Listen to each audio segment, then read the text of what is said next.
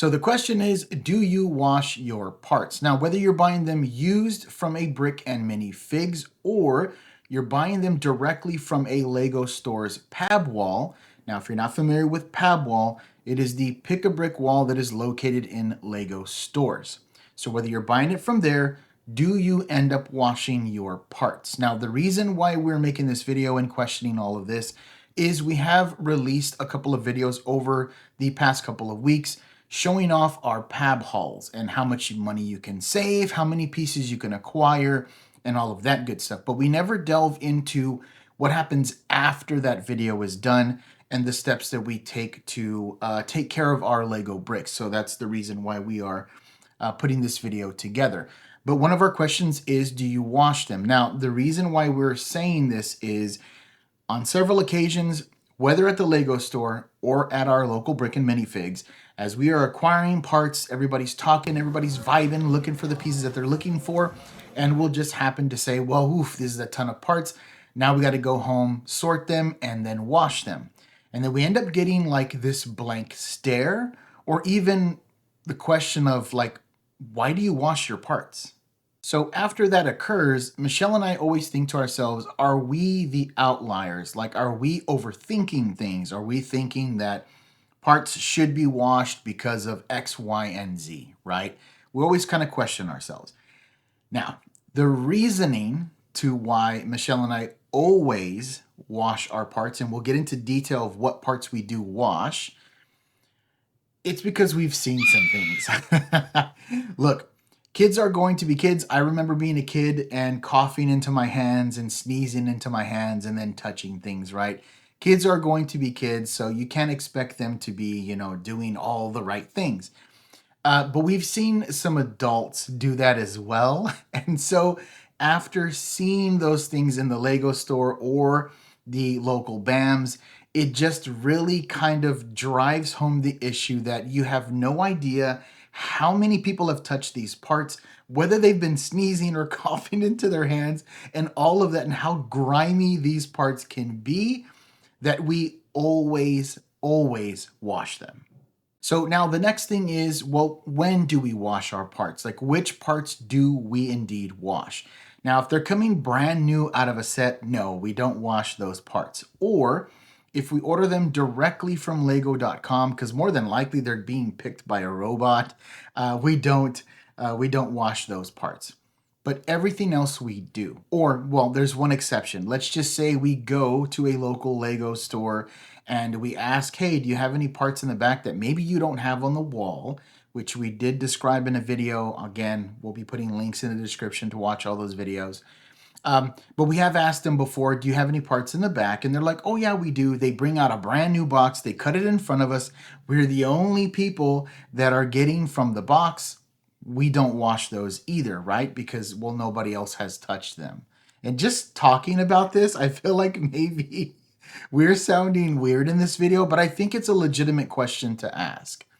So anyways, now everything else we wash, whether we get them from a pick-a-brick wall and they're just been sitting there on the wall, we wash those. If we got them used from a Brick and Minifigs, those get washed. If we get any used sets, they get taken apart, thoroughly washed, and then put back together.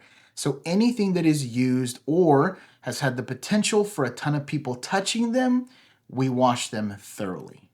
Now, that being said, we're going to be showing you exactly what we do to take care of the parts once we've gotten back to the Lego studio.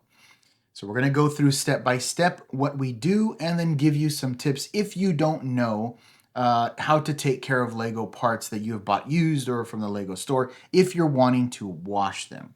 So the first thing is we have a container that we only use to wash Lego. It's not used for anything else.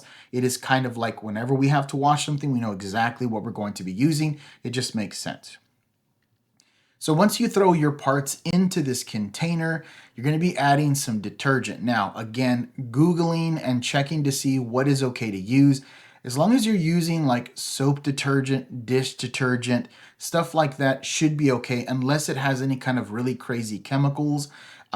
You should not be using any of that on the Lego because it does have the potential for ruining the parts. So as long as it's some kind of dish soap, then it should be okay to use. Now the next thing is, after adding some of that soap, you're going to want to go ahead and use water, obviously. Now this is going to be where you have to make a decision. You can use cold water. Michelle and I decide to use warm water. You want to really make sure that you don't use water that's too hot. Now again, doing some searching, they did say water that is around 104 degrees and above can indeed make the oh my lord, the connection, like that connection, the snap, can reduce that, as well as make the parts a little brittle. Now I don't know how, I don't know if they're just putting this information out there just to make sure you don't go over a certain amount. I'm not sure, but that's at least what it's being saying on a lot of the different websites. Now they do say after going over 140 to 150, 160 degrees, that will indeed get to the point where the Lego parts will become malleable, and they're not going to melt because it takes 220 degrees to melt them, but you will be able to actually like bend them and stuff, and you don't want to do that. Now, I don't know if the tap water coming out of your tap is going to be around 140 to 150 degrees. I wouldn't think, but hey, I don't know. It's not at our house. But what we do is we just use warm water. And when we say warm water, it's going to be water that you can easily put your hands in with no issues. So that is going to be the next step. Fill it up with some warm water. Now, after that, we do put gloves on because we've seen sometimes where the water will be a little darker after washing parts. And so we notice that they are dirty and we don't want to put our hands in there. It is what it is, right? So we put some gloves on and then we thoroughly wash those parts, moving them around in the water, getting them soapy, all of that good stuff, to a point where we feel like, okay, yeah, we've done our due diligence to make sure that they are clean.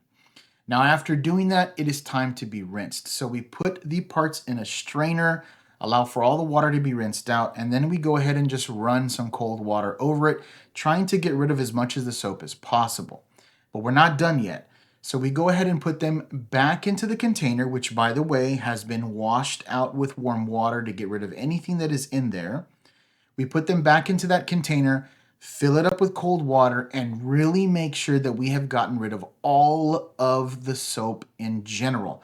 The reason to this is, if you don't, it creates a nice little thin film, and you will notice that when trying to use some of these bricks, there's just a lot of tolerance issues. And more than likely, it is because that thin soapy film that is on there. Okay. After we have rinsed them completely, we go ahead and put them in these bags. Now, these bags are actually garment bags. It's like if you want to make sure that you're not losing a sock to a sock monster or whatever else you want to put in there. But they are used for garments, and they actually work really well for Lego. Now, you can buy these garment bags anywhere, but we buy ours at Amazon. So Amazon has many different versions, many different sizes, all of that good stuff. Just go with ones that you feel that are around your price range or whatever that case is. But that's where we get ours from. Now we go ahead and put them in this bag, and then, well, we're going to dry them. Again, I've heard of some people using a dryer to dry their Lego bricks, but we don't do that because it's very hard to tell what temperature that dryer is at. It could be plus or minus 5 degrees, and you just really don't want to risk it. At least we don't. So we simply take them to our outside in the backyard. Now we don't put them in the light because, again, UV rays can really destroy Lego bricks and discolor them. So you don't want to just expose them directly to the light. So what we did is we purchased another thing off of Amazon. This is literally like a garment tower if you're trying to dry out like sweaters and all that other good stuff that you can't necessarily put in a dryer.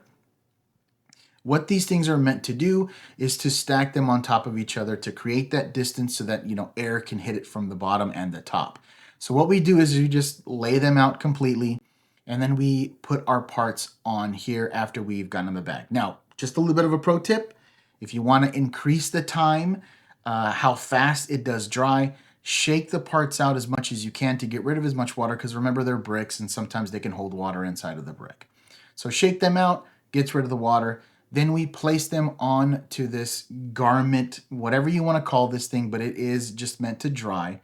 And the reason why they work so well is, again, it allows the air to get from underneath and also on top. Now, after a couple of hours, they're dry.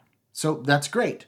Now, well, it's time to sort them. But did you wash all of your parts? You have to rinse and repeat and rinse and repeat, no pun intended, until all your parts are done. We literally just get it done in one go. It's better than just washing a couple and then coming back another day and washing a couple. It's just better to just get it all done in one shot, and then you can obviously put them into your parts catalog. So after they're dry, that's the next step. It's to go into the parts catalog. And that's going to be the next video that's going to be coming out. We're going to show you how we create our containers, what we use to do so, where we go ahead and put all of these parts into, what allows for us to organize our parts and all of that good stuff. Because again, we have put out a couple of videos showing off parts. And so in case you're new to Lego in general and you're wanting to collect parts because you're wanting to build and all this other good stuff, well, hopefully this helps you out. So if you enjoyed the video, do me a favor and go down there and hit it with a like. If you want to see more content like this, subscribe to the channel and don't forget to hit that notification bell. Now, question is in the comments, do you wash your parts? Have you been scarred by seeing things yourselves that make you want to wash your parts? Let us know in the comment section below. As you're out there looking for Lego, searching for that perfect set for you, be safe out there, and we'll see you in the next one.